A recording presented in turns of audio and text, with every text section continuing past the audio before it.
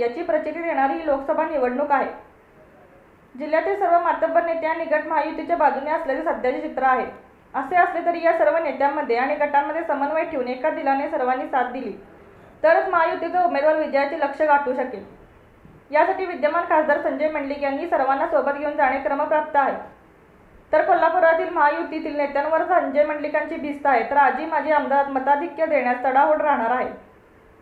आचारसंहिता जाहीर झाल्यावर तब्बल 15 दिवसाच्या रस्सीखेचनंतर अखेर मंडलिक यांना कोल्हापूर मतदारसंघातून शिवसेनेची उमेदवारी मिळाली।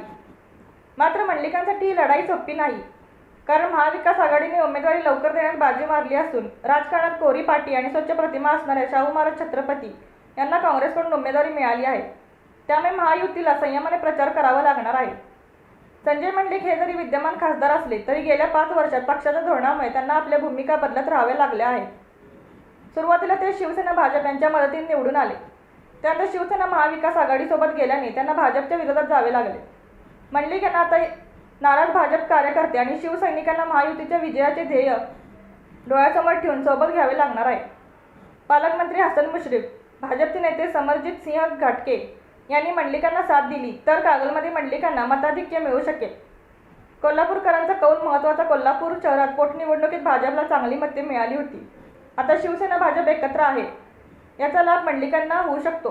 असे असले तरी कोल्हापुराची अस्मिता या मुद्द्यावर कोल्हापूरकर कोणाच्या मागे उभे राहतात हा औत्सुकीचा विषय ठरणार आहे।